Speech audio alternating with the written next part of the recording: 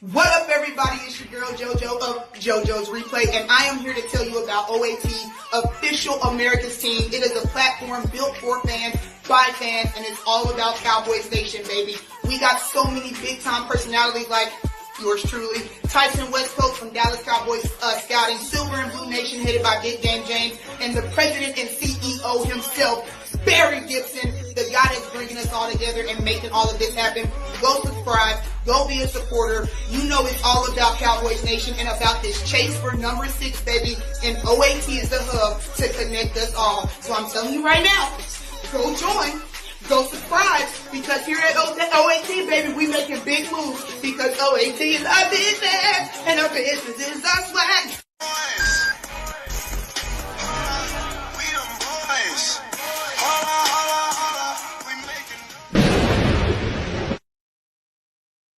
Top of the morning, top of the game day morning, y'all. It's your boy B Jizzle and my guy over there, Bob, the Cannabis Cowboy in Denver, who is just recovering from flu-like symptoms. Glad you could join us today, Bob. How are you doing? Straight out the emergency room. I sure wish it was flu-like symptoms. This is straight up the most powerful flu I've ever encountered in my life. I've had COVID 3 times, and this was made COVID look like a sneeze. I'm still dealing with a little bit of residuals, but, you know, it's the biggest flu epidemic so far in Denver, and I think the state's history or the city's history. So I'm not the only one out there. It's not a pity party on me, but, man, I'm not feeling great. Yeah. Well, you're not the only one that's sick. I think you, I, and all other Cowboy fans are sick, especially after yesterday when the Eagles clinched the division as repeat champions, first time in 21 years since they've done it last with 04 and 05 with Andy Reid. And now the Cowboys have been officially eliminated. So today's show is literally the Cowboys is playing for pride, baby, because the biggest question I think we're going to have today, Bob, is do we rest our starters or do we play them? Honestly, I think if anybody should be rested, it should be Dak. I mean, can you imagine having the season he's had and putting the team on his shoulders and then getting hurt in a meaningless game to the point where it spills over into next season that he's still hurt? Like, I'd hate to see something like that. I know that he's going to want to stay out there, compete, as every starter is going to want to do. But at this point, it just doesn't really make a lot of sense. And I'm not even sure, to tell you the truth, if we had all of our starters, that we would win this game anyway, man. I don't know what team this is anymore. Yeah, I think some of us are actually kind of glad, I mean, we was hanging in there. We was 1%. We was hanging in there. But then as of yesterday, now we've got these 3 remaining games, which 2 are in the division. And just to think we've only lost 1 division game so far this season, Bob, to the Philadelphia Eagles out the gate. And we've already been eliminated. I think the NFC East is now the first division ever 3 teams have been eliminated from the playoffs. Yeah, one of the most powerful, Super Bowl having divisions in all of the NFL, and that's just the way it is, man. I mean, like we talk about this being a rebuilding season for the Cowboys. Nobody wanted to believe that. We were doing a lot better for a team that really didn't have a lot of things going well. Washington, I probably thought Washington might have done a little better simply because of the staff they had and because of the players they had, but injuries are going to kill that no matter who you are. The Giants, I think most of us knew weren't going to be very good. And Philly, I think we all knew was probably going to be good again. They didn't really lose anybody from last season. So nobody's really very surprised about what's going on right now. I think hope is really what makes you get this false sense of security that we can actually do something, because that's what we do. We hope the Cowboys are going to do well, and they did okay. But at this point, we only won, 6 games? I mean, it's a massive embarrassment.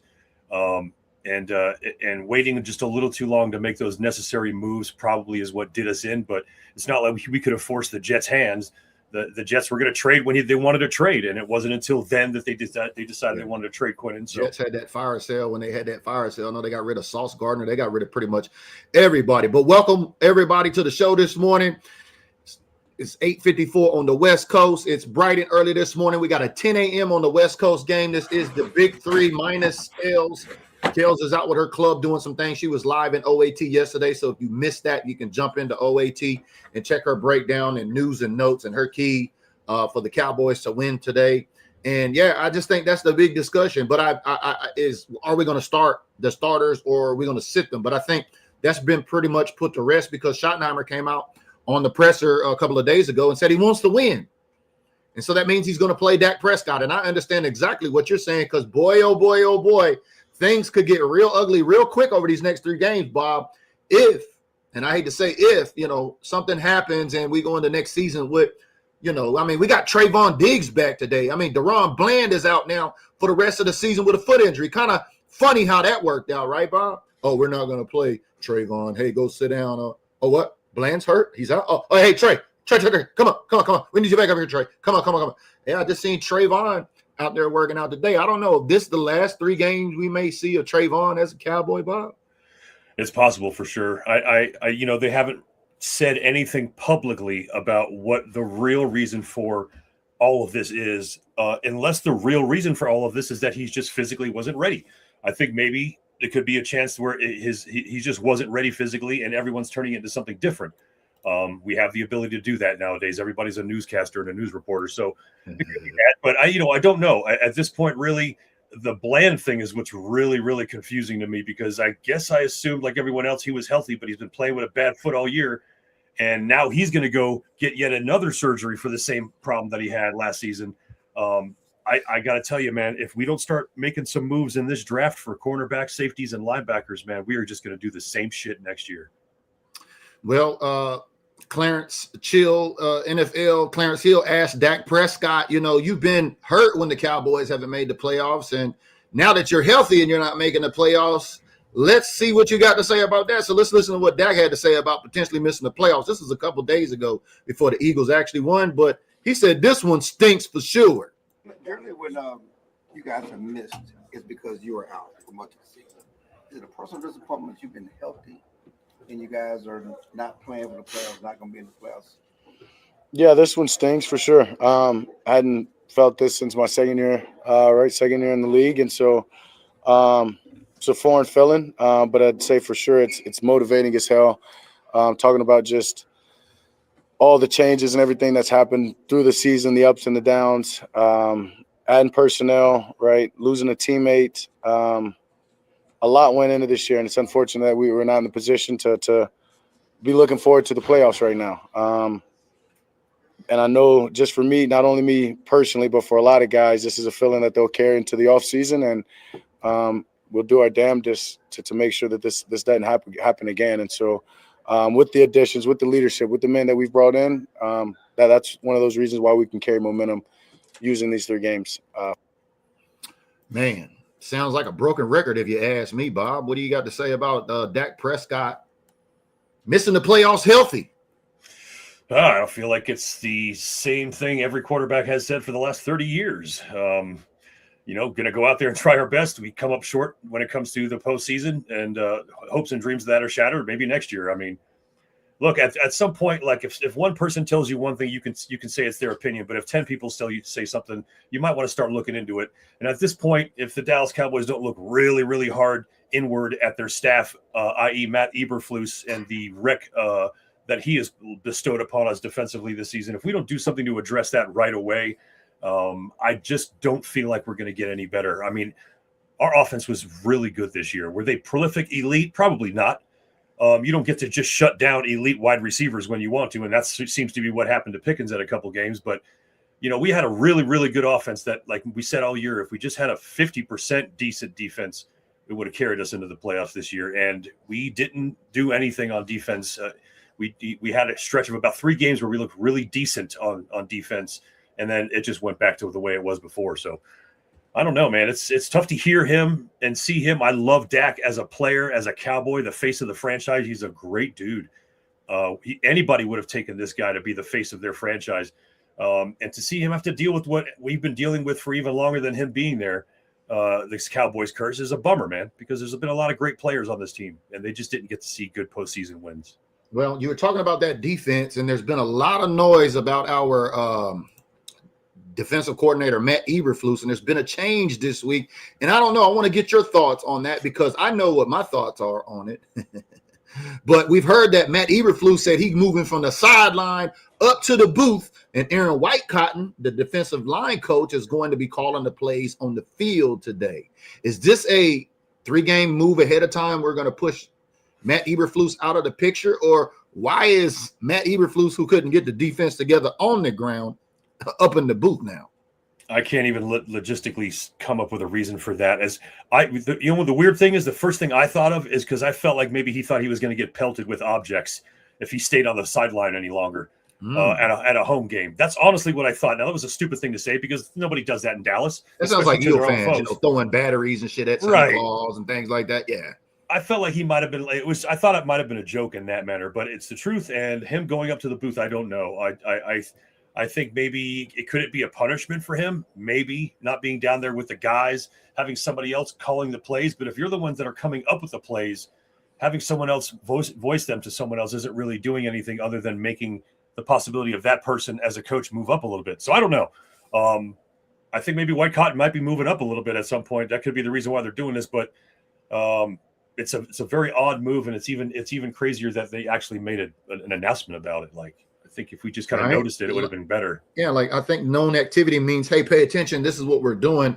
Read the tea leaves, as Jerry would often tell us, that, hey, by reading the tea leaves, it looks like moving Matt Eberflus up in the booth. We're about to push him out the organization because that was Jerry's guy. And I don't know if Jerry is going to be willing to deal Matt Eberflus because he picked him this season. And we all know Jerry don't like to admit to making mistakes. So y'all let us know in the comments below. The big question is, are we playing the starters or resting the starters? I think the fan base is kind of split behind that. And then also when it comes to Matt Eberflus, let us know in the comments. Are you happy to see him go to the booth? Are you mad? Let us know. Is it going to be a good move or a bad? Are we pushing him out? Y'all let us know your thoughts in the comments down there below. As you see, we've got the highlights going into this game today. It's an early game starting at 10 a.m. on the West Coast. It's 9:02, so a little less than an hour. We will be live. The game will be live, so tap in with us. We're on Facebook and we're on YouTube. Make sure to let us know those comments are working. We see everybody tapping in. What up, Top? Good to finally meet you out there in Arlington at Stoney's. Top. We see you in the building. What up, Jay Nichols? Oh, Russell, I see you. Thank you for tapping everybody else in. Appreciate that. What up, Sterling? He said, honestly, with DC, is it the system or the personnel? I think it's the coordinator. In my opinion, can it be both?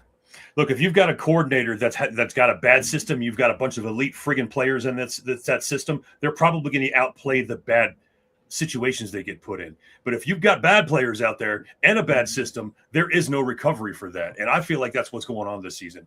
We thought Diggs and Bland together were going to be the prolific corners they were with Al Harris being there. It's not the case anymore. These guys just aren't playing for Eberflus.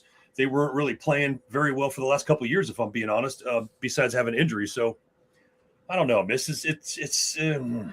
This whole situation has got a really, really bad taste in my mouth. But when we're talking about defense, it's both personnel and players. We got a lot of old players back there, slow players, bad players.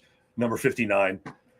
We need to make changes big time. If we don't go all defense in this draft, I'd be really surprised. And look at that, JJ McCarthy hitting us with a pseudo gritty in front of a national audience. Hey, man, easy, dog. I was at that game, man. I paid to go to that game now. You know what I mean? I paid to go see the Cow. I paid to go see Dak Prescott not throw any touchdowns. And I'm just going to jump right into it. My key today is for us to win, Dak going to have to throw a touchdown to CD or GP. You can't go no games without throwing any touchdowns, Dak Prescott, getting the type of money that you get paid. I don't know if it's Schottenheimer and his play calling. I don't know if it was Dak and that defense of Minnesota that Brian Flores was running that they couldn't unlock that. But against this Chargers defense, it's going to be another tough haul today. A very physical team. They're 10-4. The Chargers are coming in looking at, going to the playoffs. They're looking at Dallas like, hey, this is another win. We can get a chip in our, get another belt on a notch on our belt here. The Cowboys are going to have to bring it because if Dak Prescott can't throw any touchdowns against Derwin James in this secondary, it's going to be another long day. I mean, we might see Justin Herbert with one hand try to hit the gritty on us, Bob. The puzzling thing is this.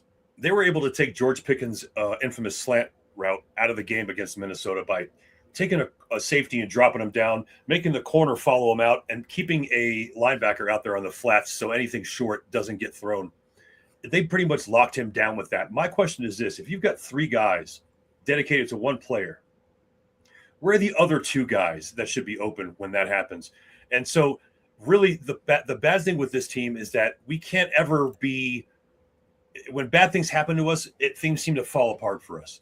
And there's just, I don't know what the mentality is. It's also a rebuilding year, guys. So let's not keep forgetting that.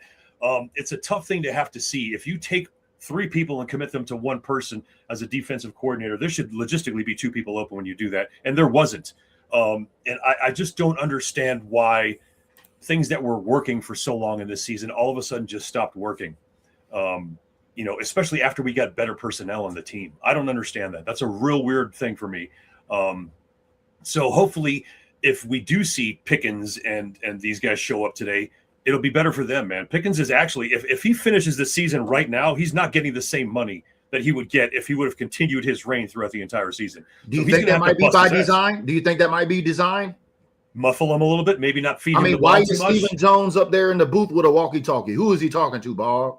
That's a good question, B. That's actually really good because I've always had this theory that Jerry's got a flip phone because Jerry ain't got no smartphone. Jerry got a flip phone or a walkie-talkie, one of them Nextel chirpers. How many of y'all had them Nextel bricks? I had one. Yeah. I used to think that when Amari Cooper was here that they were slanting his production by not throwing him the ball. And, you see a guy like George Pickens on a 1-year deal. This is why I initially came out and said I thought George Pickens was a bad boy decoy. I thought, okay, yeah, CD's going to get all of the production. We'll just shift the defense to try to guard this guy and be a decoy, and we can get everybody else open. But that wasn't the case because CD went down. Nobody planned on CD getting hurt. And then George went off on a tear.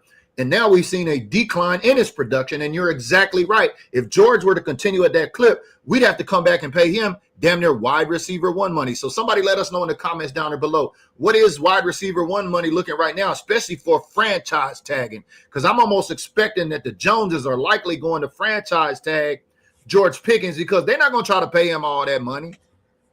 It's also proven that GP doesn't need to just run slants. The dude can beat you in 10 different routes, 10 different ways. So that could be part of it. They could be muffling his production simply to keep his price tag down. Because who his agent is, right? Yeah, Muguleta. Yeah, Mulugeta, the same guy we just dealt with Parsons, I don't know. That's, all hogwash or pie in the sky, as Michael Irvin would says. But Sterling says, Bob, honestly, Pickens should be in the slot more downfield and Lamb in the slot. Yeah, that's where they both eat. Well, again, that's how that worked for a while. But, this could be another little wrinkle in here when they start figuring out, the chances of us being the preseason or the postseason are 1%.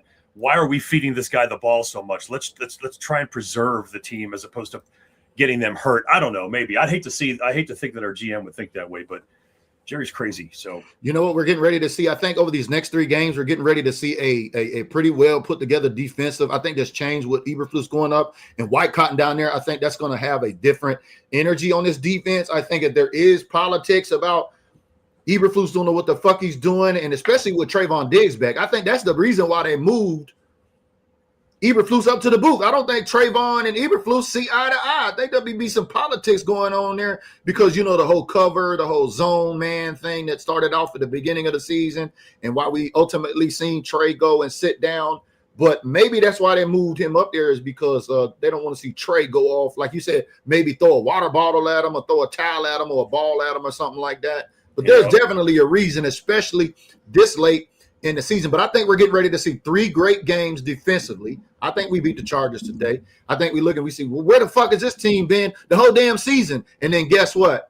Jerry's not going to fire Matt Eberflus. That's his guy. Name another coordinator out there that's available that the Cowboys would be willing to go out to get that's unfamiliar. Yeah, that's really the hardest part about all this. I think most of us really just want changes made so fast and neglect to realize that if a better situation was out there, it probably would have been hired to begin with. But that's just not the way it is. And again, I think you got to take these chances. Eberflus did horrible in Chicago. It wasn't really calling very good plays out there. And then maybe a new system, a new team helps that out. That happens with players. Why can't it happen with coaches?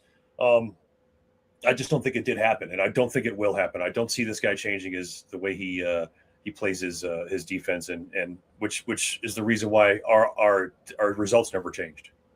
What if they just stick Eberflus up there and they say, look like you're doing something, and it's White Cotton show now? Maybe White Cotton is tapping in. Russell's tapping in. Possible. Says, discipline factor with all. Yes. Thank you for bringing that up. The discipline factor. I mean, the Cowboys, are in the top or tied for third in the league in penalties right now, Bob. And under Mike McCarthy, they average 114 a season. And if the Cowboys pick up 8 flags over the next 3 games at 24, we will finish at 132 penalties on the season. So I know I heard Shadi say culture and discipline and all of that. And look, as a veteran, I understand when you go to a new command, sometimes it takes a while to change culture. It may take about 6 to 8 months, maybe a year, maybe 18 months to really get that culture shifted. And maybe this is what we're seeing in Dallas, because when it comes to the flags, he's about to be worse than Mike McCarthy in his first year. Mike McCarthy's high year being number 1 in the league, Bob, he was 127 penalties. But if the Cowboys continue at 8 a clip over these next 3 games, Shotty will eclipse 132 penalties this season. Most of them pre-snap. We also can't really discount the lack of grit, the lack of attitude, the lack of that blue-collar mindset amongst our organization in general. Our organization is a Lambo. It's a fast performance, sleek, high-priced commodity. And so that's going to dribble and trickle down into the locker room, into the psyche of players. We don't grind as hard in Dallas. We don't play as tough in Dallas as a lot of these other teams, man. That's just the damn truth. And it's because they have so much given to them by Jerry. Now, we want to say thank you to him for that, because it's a great thing to give our players, but it's also spoiling people doesn't make anything better for anybody. And I think our team's gotten spoiled in that way, and maybe not even on a conscious level. It's just that once you step into the locker room or the organization of the Cowboys, you're like, damn, this place is slick. Everything's LED and da-da-da-da. It's like it doesn't give you any room to be that hard-working, gritty person you've got to be in order to be an NFL success. So I think there's a lot of stuff that could be adding to the reason why we have penalties. I thought the culture changed, and we wouldn't have penalties, but maybe that's not directly attached to a culture anymore. Well, I mean, the thing that I'm worried about is, and my prediction here, and I'm going to just share that with y'all, is I think the Cowboys win a close one today, 25-24. I mean, the Chargers aren't allowing that many points to be scored on them this season. I think 21 points at the most. So with Dak not throwing any touchdowns last game against Minnesota, that's my key for the Cowboys to win the game, is Dak's going to have to throw for at least 2 touchdowns. But we did see some talk down there. Kenneth says, play the backup. Shout out to my guy, Kenneth Gaffney. Appreciate you tapping in this morning. I think we may see, because Phil Maffa, that rookie running back that we drafted, Bobby, finally came off IR. I think we might see maybe some Phil Maffa today. I don't know, because Javonte Williams looked like he's got RB1 locked up for next season. Now, it's been nice to finally have a run game in Dallas, and everybody said that with a run game, Dak wouldn't be successful without a run game. But if you would have told me at the beginning of the season that if we'd have had over 1,000-yard rusher, CD would have had over 1,000 yards, and Dak to be healthy at this time of the season, I would have said you'd have been crazy to think we couldn't have made the playoffs, at least the wild card. But that's not the case. Yeah, I think we're in the top 3. Yeah, and in a way, I'm almost happy the season is over with in terms of my budget, because traveling behind these boys, especially to go see them put up an L where Dak Prescott doesn't throw any touchdowns, it could kind of rub you the wrong way. But this Chargers defense is nasty, Bob, and I don't know. What do you feel about the Chargers today in this defense? How are you liking this offense matching up with this defense today? Since I don't really know a damn thing about really many teams outside of the Dallas Cowboys, I don't know. What are the Chargers in the postseason? Are they already locked in? Man, they're 10-4, bro. They're about to. Okay. They're about to make a run. I've seen people saying, man, we could see the Rams and the Chargers in the Super Bowl. Yeah. So this is the reason why I don't think we win today's game. I think when we're facing these teams who really have a grip on their future and the success that they're going to have in the postseason, if they really, really have those intentions in their heart, we lose to those teams. That's historically how we've been. And we've been that team where we've been able to have our own future in our hands, but we still lose games. So I just don't feel like we're going to win this game today. I don't feel like this team wanted to win badly enough in the middle and thick parts of this season during teams we should have beat, i.e. the Cardinals and stuff like this, for them to face a team that is really, really trying to do very good things in the postseason like the Chargers are. I just don't see us having success about it, man. The reason why is I don't have faith in this team right now. I agree 100%. I mean, it's hard. It's hard for me to say I think the Cowboys are going to win. But because I was there in Minnesota and Dak didn't throw for any touchdowns, I think today we see a little bit of Dak going off. But look at the experts here. They seem to think Dallas don't have a chance either. Only Mr. Grant said the Cowboys winning 28-24. As you see all them scores in the 20s. Like I said, the Chargers aren't allowing much points to be scored upon them. Where's my guy, Tomas Carrasco? Big-time Charger fan that supported the content here on Built Different Group. One-time Gym Rat of the Month. We appreciate you, Tomas. I know you're excited about the game today. We are excited, too, as well. Sterling says, BG on D.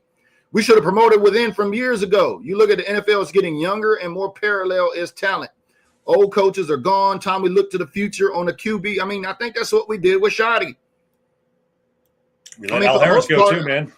Yeah. Al Harris, that letting of Al Harris go right now ain't looking real good, Bob, especially after that Chicago Green Bay game last night. Did you catch any of them clips? Let go of Nashawn Wright, too. All of a sudden, he's one of the best damn safety or the defensive backs in the league with the most interceptions. This isn't just a coincidence, man. Al Harris himself was one of the greatest things to happen to our defense. It's the reason why Diggs and these guys were monsters in the cornerback game. We let him go, and boom, he did it. He's doing it for Chicago. They have the most takeaways of any defensive backs in the NFL right now, and that's why coaching is so important, man. I feel like if you've got somebody who's just too soft and doesn't really go hard, and you got a bunch of players that are hard, it's really hard for that team to gel. And the defense has been unsuccessful because of that, man. Yeah. Well, I shared my key to the game is Dak's going to have to throw for at least a couple of touchdowns. Bob, I'll be interested in hearing your key of the game. And I know you said you think the Cowboys are going to lose. So to get your prediction too as well, I'll have to go back and grab Kales from her video, which she went live in OAT yesterday. So big shout out to Kales with the intels. I know she's with her fan club today. And her birthday is tomorrow, by the way. So she's going to be real busy. I look forward to seeing her tap in back with us on the post-game show. But what do you think your key for the Cowboys to not lose that bad? Or can I say, what's the key for the Cowboys to lose? Why do you think the Cowboys will lose? There we go. I don't think they have any. I don't think they have fight left in them right now. I've seen them lose their fight in the last 2 or 3 games where it just felt like we got a little lucky sometimes. We got some help from the refs. So I don't know. I think it's a tough thing. But about Dak, I think right now we might be one of the most successful teams in the NFL on play action because of the running game. So for someone to say that Dak would have suffered because of a good running game, obviously that's not true. It only helps him out because of how good he is at the play action. I feel like if we're going to have any success today, the running game needs to be stifling to the Chargers defense to the point where they're going to have to start selling out, and then that's where Dak can go over the top. But I don't know that the line is healthy enough to protect him to keep that happening. I don't think that the line is healthy enough to make the holes that are possible for Javonte to get through.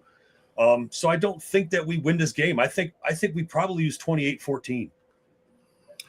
Right. Now, remember, Vegas came out, shout out to my guy Sterling. He said, I said, anything over 7 wins is a win for us with this new coaching system. Exactly. I didn't expect Shoddy to take us to the Super Bowl. I had us at 10-7. I know Vegas had us, I think, not winning more than 9 games. I believe 8.5. It looks like the Cowboys are right on par with that. We're at 6 wins. We got 3 games remaining. Even if they were to win all these 3 games, they're only a half a game over what Vegas had said they would be. So if you don't pay attention to Vegas, maybe we should, because it seems like some things are getting controlled by Vegas. But nonetheless, yeah, the Cowboys are definitely going to have to retool after this season. And I think what you said is go in the draft and go after cornerback. And you said some defense, right?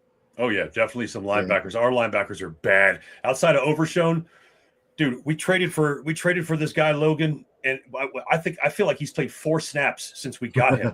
I don't know what the hell that is for. And I feel like he was a green dot like the first game he came. And then I think after that, he disappeared. I don't even know who's wearing the green dot now. We'll have to talk to Kels after the game.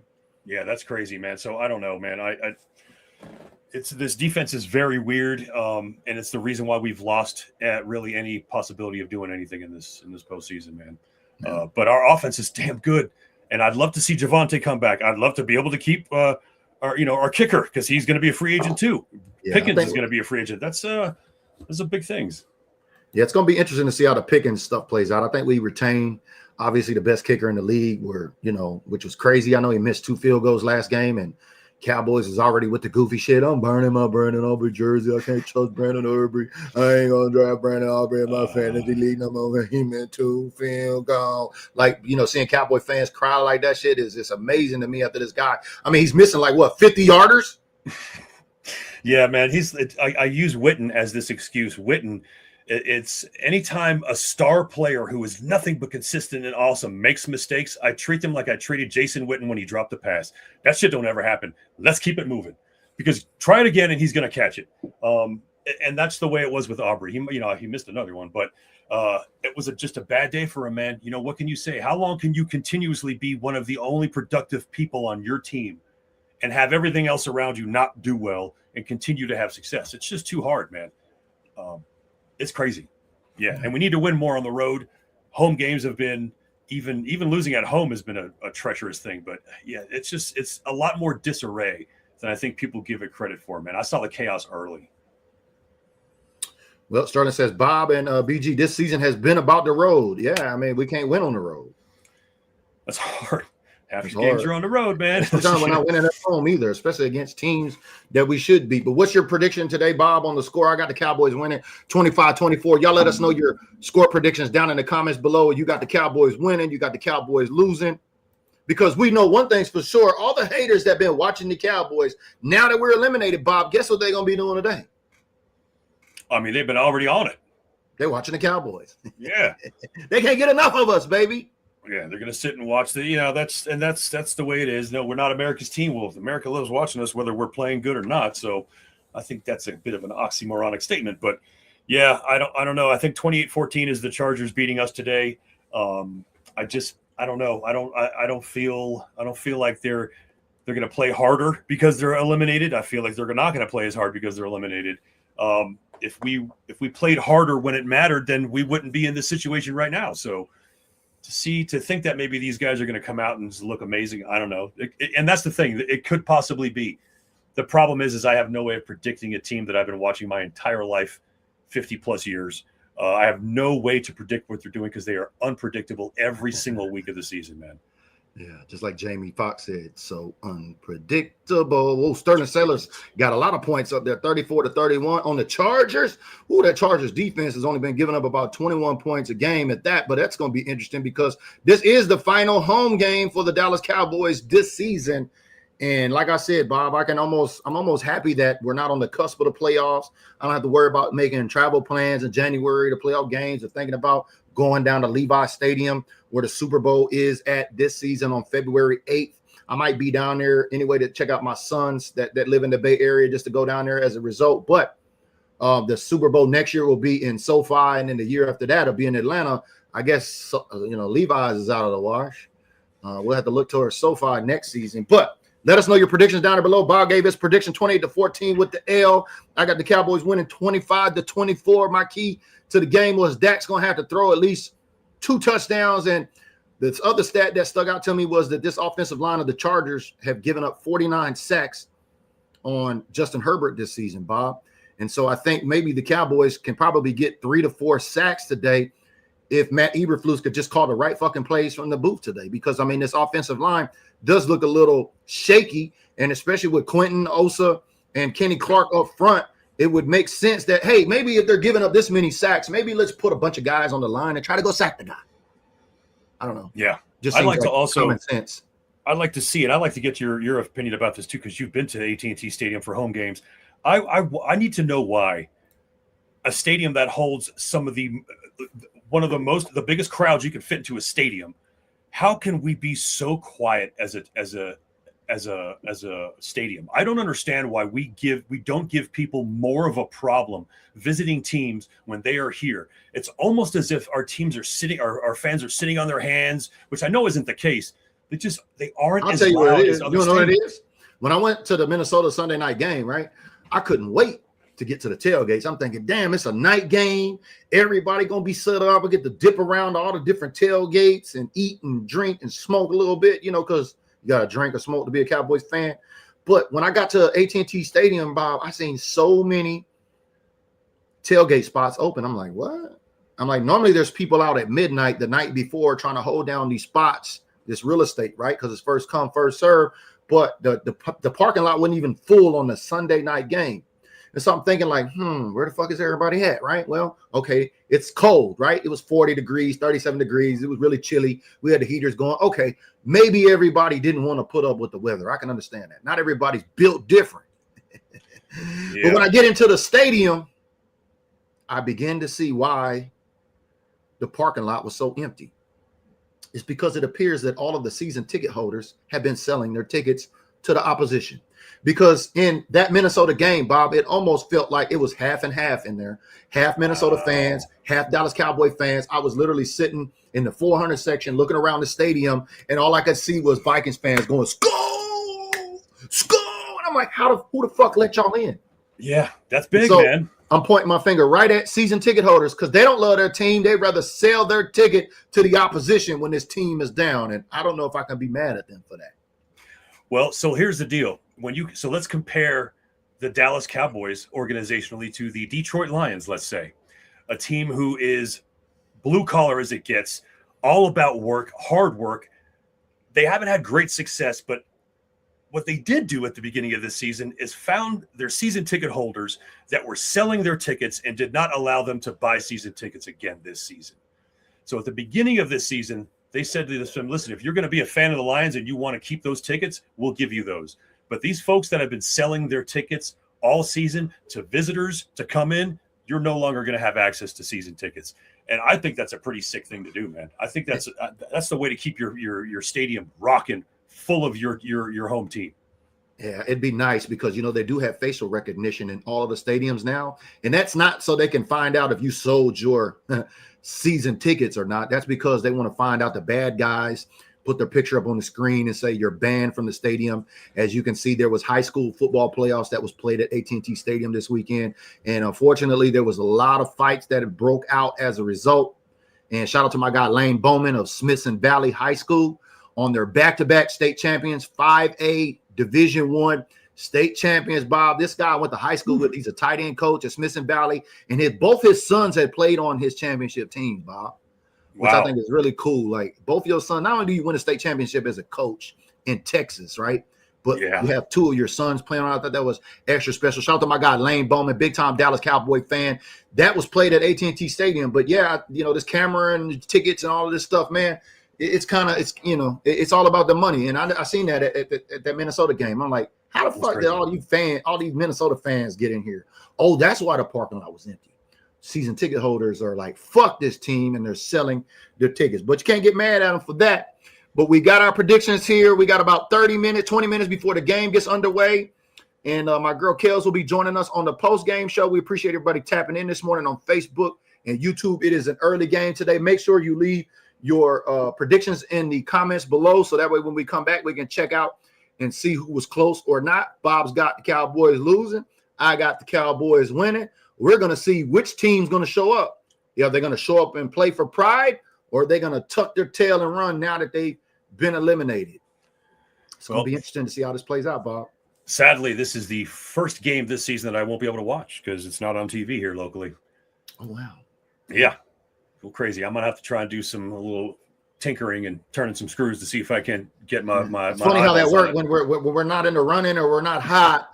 We can't find them on the TV, but when we need them on Thanksgiving, we can run it up with the Chiefs and get 57 million viewers. Funny how that works. And people say that we're not America's team, but he's Bob the Cannabis Cowboy. I'm B Jizzle. Make sure and use hashtag replay if you watch this after the fact. Thank you for commenting, and sharing on Facebook and on YouTube. Thank you. If you donated stars, remember, win, lose, or tie, Big Three, we're going to go live. Well, at least two of us. I know y'all carried it last week. I apologize about that being in the stadium. That's all good, man. I got to get some new tech gear and some headphones. I got to get caught up to speed. I'm a little behind. But we'll see how the Cowboys do. Tap in for the halftime show, and we'll be live here directly after the show. Maybe I'll have to send Bob some text messages and say, hey, this just happened in the game. If he can't find it, we'll have to stay tuned. But we'll see y'all directly after the game here on the Big Three, baby. We appreciate y'all tapping in. Y'all have a great day. Turn out the lights. The party's over.